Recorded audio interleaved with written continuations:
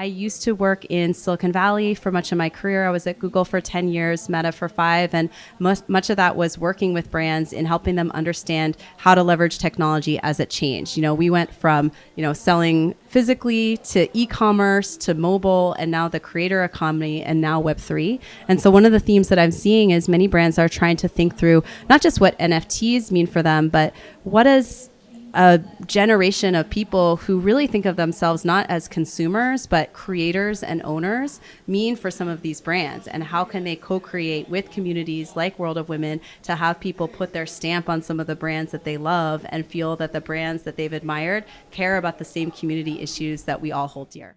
Hi, everyone. I'm Rachel Wolfson, the host and founder of Web3 Deep Dive Podcast. Web3 Deep Dive Podcast focuses on real-world Web3 use cases to help you better understand how Web3 is being applied today and how it may be leveraged in the future. If this sounds interesting, I encourage you to subscribe, like, and share the content that you're seeing today to help spread the word about Web3. I also want to take this time to thank the sponsors behind Web3 Deep Dive Podcast. Wursta is producing Web3 Deep Dive Podcast and is a global technology consultancy agency with headquarters in Austin, Texas, and Quito, Ecuador. Wursta works with enterprises to help them make better technology decisions for their businesses.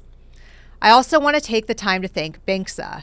Banksa is a leading crypto infrastructure payments provider. Be sure to check out Banksa for your Web3 project today. I'd also like to thank Animoca Brands for sponsoring today's episode. As a worldwide industry leader in digital entertainment, blockchain, and digital property rights, Animoca Brands plays a key role in the future growth of Web3 in the open metaverse. With a portfolio of over 450 investments in products like the Sandbox, Phantom Galaxies, Life Beyond, and Mochaverse, Animoca Brands will keep building a better and fairer Web3 ecosystem, bringing true digital property rights to all internet users.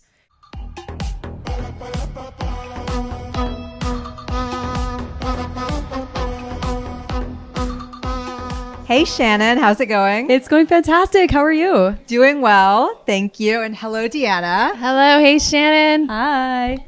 Shannon, we are so excited to be here with you at Veecon 2023. What are your thoughts on the event so far? It's fantastic. The energy, the people. I heard from people who came from all over the world, flew 24 hours to come to the US for the first time just for this event. So the energy is electric. Wow. Yeah, it's incredible. The energy here is amazing.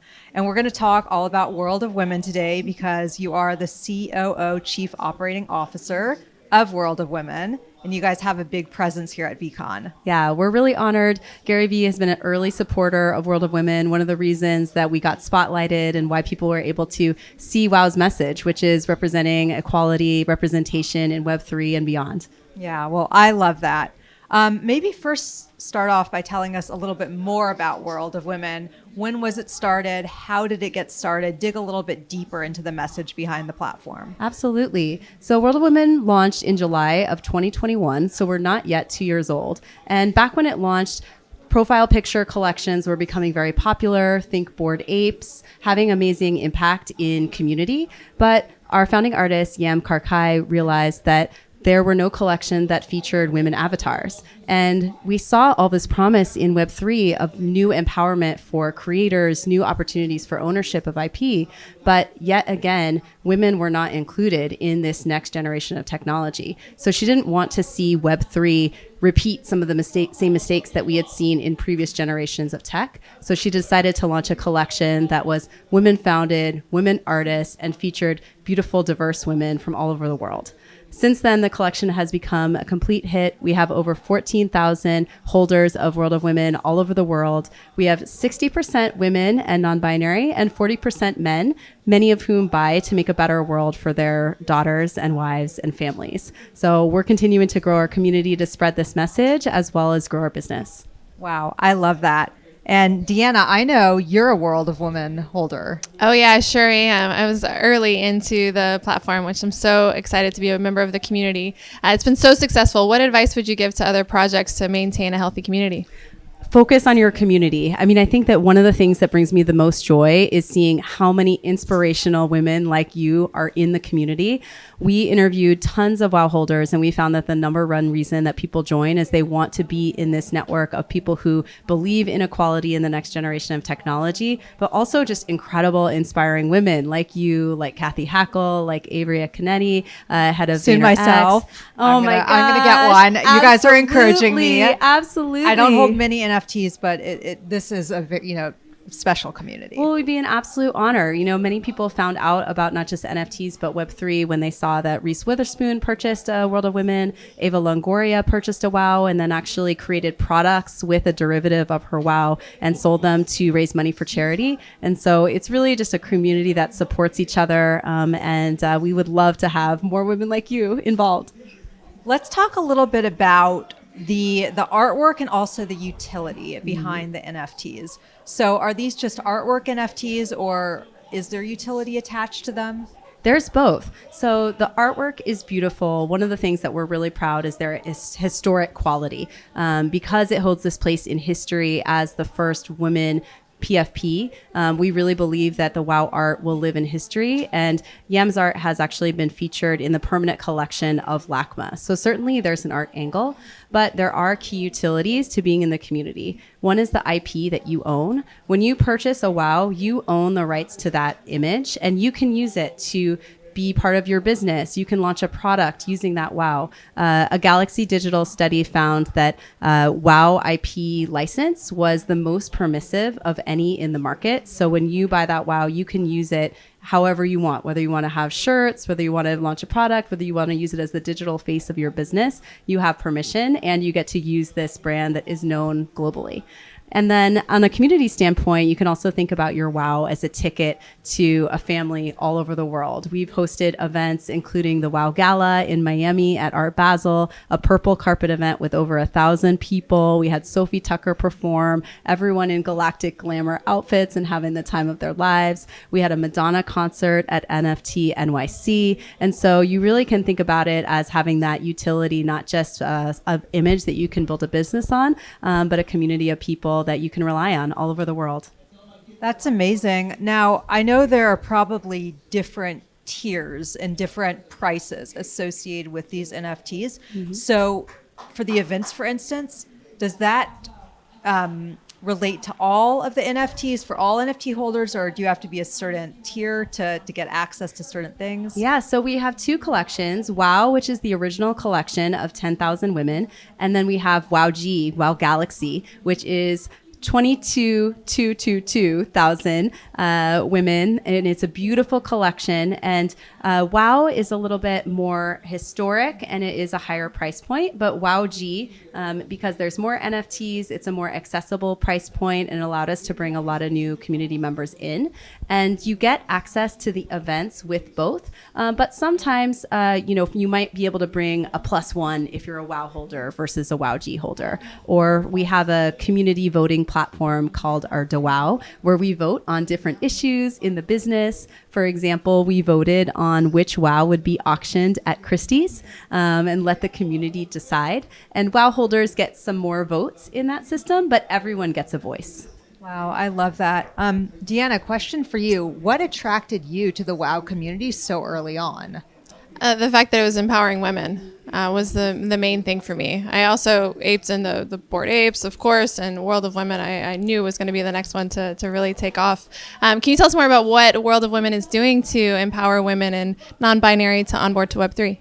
So we have a WOW Foundation, which is a key focus for us. We want to make sure that we're using our voice to elevate others. The key program that we're working on is Let's Mint. It's an opportunity for women and girls to learn about Web3 and the metaverse and learn how to stay secure, as well as mint their first NFT.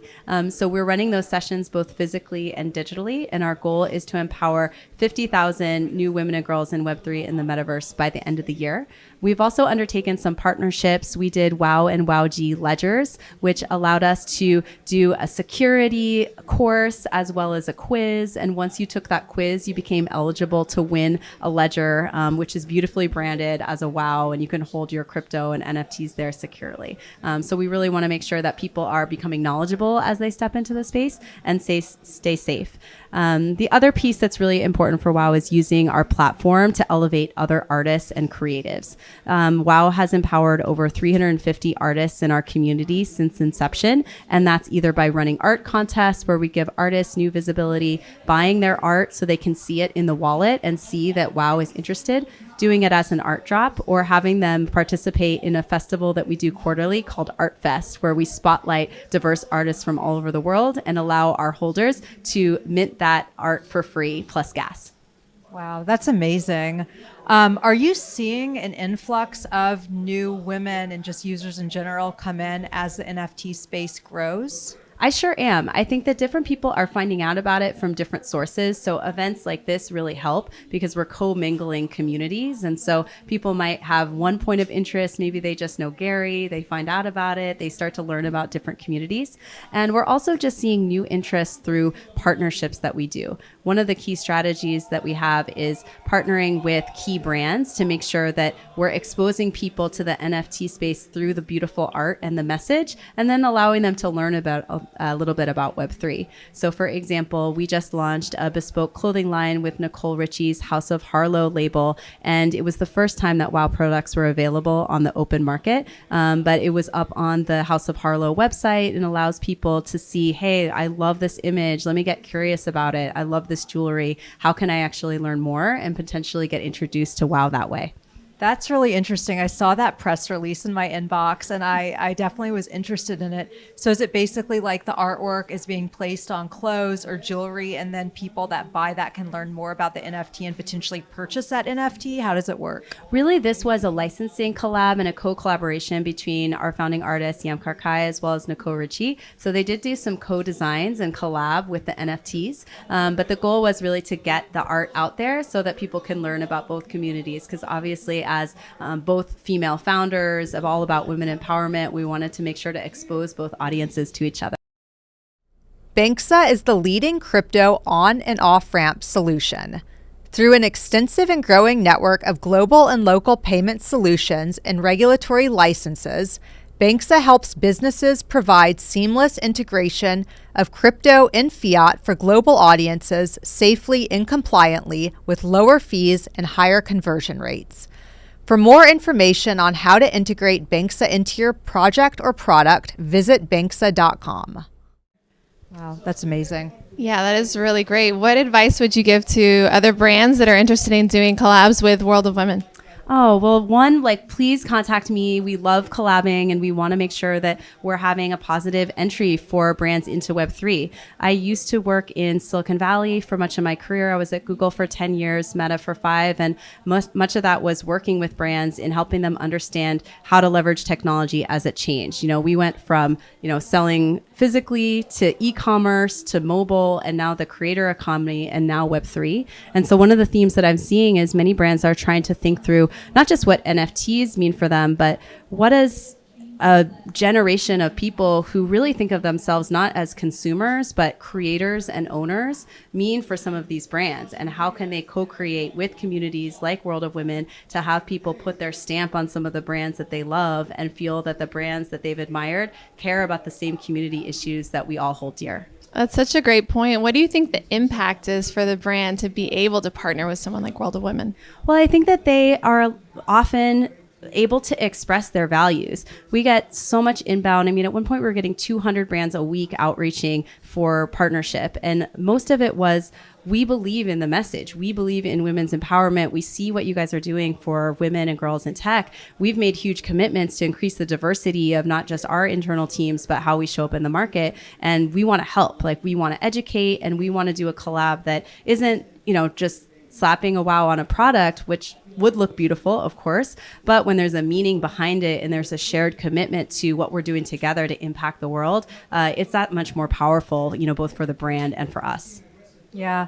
Out of curiosity, has it been challenging to work with brands at all, especially brands that might be hesitant about getting into the Web3 space? I mean, they may be concerned with being associated with NFTs, and if it has been challenging, how have you guys combated those challenges? It's a really great question because the market has turned and fluctuated so much, and crypto has lost so much trust with the FTX and some of the behavior that has gone on. And so when we look at a lot of top brands, they want to be involved in this economy, but they also don't want to negatively associate with a trend. And so for us, I think that it's really been a lot of education in terms of the long-term value and the consumer behavior, as well as just thinking through how we can collaborate so that we can really capitalize on trends. So one thing that I see is it can sometimes take a long time for partnerships to come to market. But in that time, trends have really shifted. And so sometimes you might miss a moment. So I think for any brand that is thinking through collaboration, I think it's good to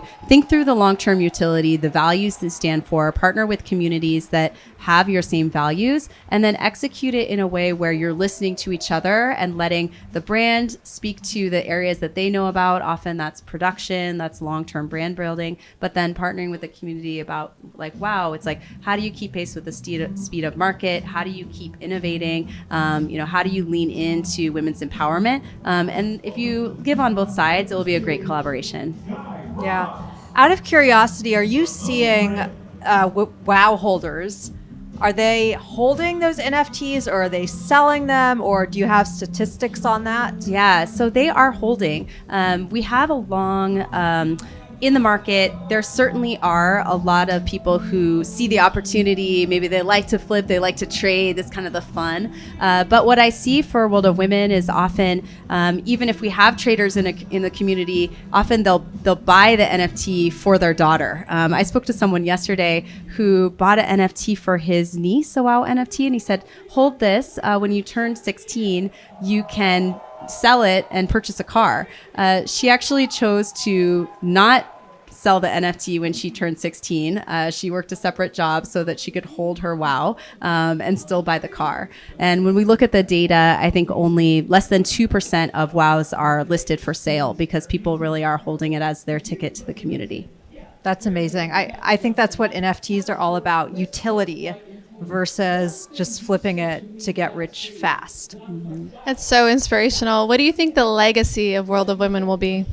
I hope that when we look 10, 50, 100 years out, we look back at WoW and they were at this juncture of the start of Web3. And I hope that it's a butterfly effect. We capture this moment of women belong here, and hopefully it turned history so that girls growing up, our daughters, our granddaughters, they have an equal voice in business, in technology, because that we saw the Web3 fulfill the promise of equality and opportunity that we all want it to be.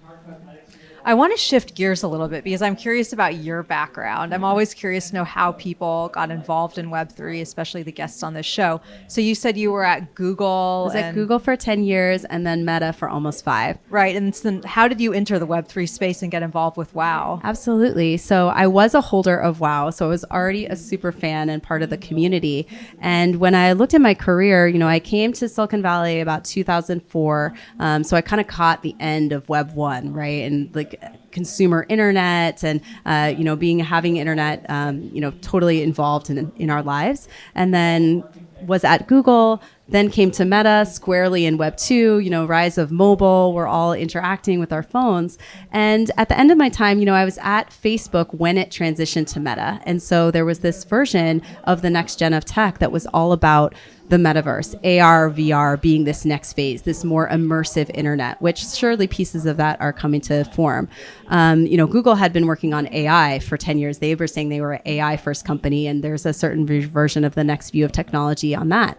But what really made me excited was Web3 and the fact that there could be this next version of technology that was all about empowering people, empowering creators, and ownership. And I thought that WoW was a key piece of that. And I thought, if I'm going to step into the next gen of technology, as I've stepped into those before, I wanted to step in on the side of creator and human empowerment and the side of using technology for good.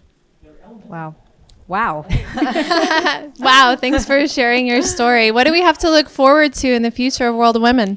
Well, if you stop by our Veecon booth, you can see a preview of a partnership that we're really excited about. We are launching a WoW Monopoly board with Hasbro. And why it's so meaningful for WoW is I, for sure, maybe you, all of us learned about money through Monopoly and playing Monopoly as a kid. And for us to have WoW Monopoly and learn about digital currency and play in the WoW universe, it makes me feel that we'll have this impact on helping women, girls, kids learn about the next generation of money through WoW Monopoly and creating that better future. Yeah, I saw that. I cannot wait to get my hands on one of those because I loved playing Monopoly as a child. And like, that's a beautiful Monopoly set. I saw it. Well, I hope that we can play in person live when you visit me in Miami. Oh, 100%. I look forward to this. Yeah. I also want to ask just real quick, because we haven't touched on this yet. For the artists behind WoW, how does Web3 empower them and their artwork? So Yam Karkai, who is our founding artist, she has a really incredible story.